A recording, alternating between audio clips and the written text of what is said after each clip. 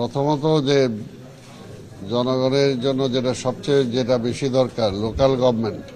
Local গভর্নমেন্টটা যদি inactive থাকে তাহলে সেন্ট্রাল গভর্নমেন্ট ঠিকমতো রান করতে পারে না, আর জনগণের সাথে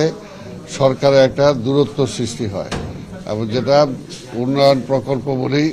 বা দৈনন্দিনের জন্য মানুষের যে চাহিদা বলি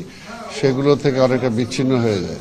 তো এই কারণে আমরা মনে করি যে সরকার সেই দিকটা চিন্তা করে আমাদেরকে দায়িত্ব দিয়েছে,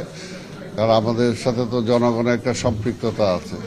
তা আমরা অন্তত চেষ্টা করব যে জনগণের যে সমস্ত অভাব অভিযোগ যেগুলো আছে সেগুলো আমাদের পর্যায়ে, যেগুলো সমাধান করার সেগুলো আমাদের পর্যায়ে করব,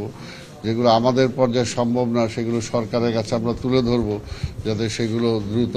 সমাধান করা যায়। এবং আমরা আশা করি যে আমাদের যে 6 জনকে দায়িত্ব দেওয়া হয়েছে, 6 জন এখানে পরীক্ষিত অন্তত রাজনৈতিকভাবে এবং প্রশাসনিকভাবেও অনেকে বিভিন্ন দায়িত্ব অনেকে পালন করেছেন। তো সেই কারণেই এখন আমরা যেটা বলতে চাই যে আমাদের চেয়ারম্যান মাননীয় প্রধানমন্ত্রী তিনি আমাদের উপর আস্থা রেখেছেন, আমরা তার আস্থার প্রতিদানটা দেওয়ার চেষ্টা করব। এখন দলের আস্থা অর্জন করেছি, এখন কাজের মধ্য দিয়ে জনগণের আস্থা অর্জন করে ইনশাল্লাহ আমরা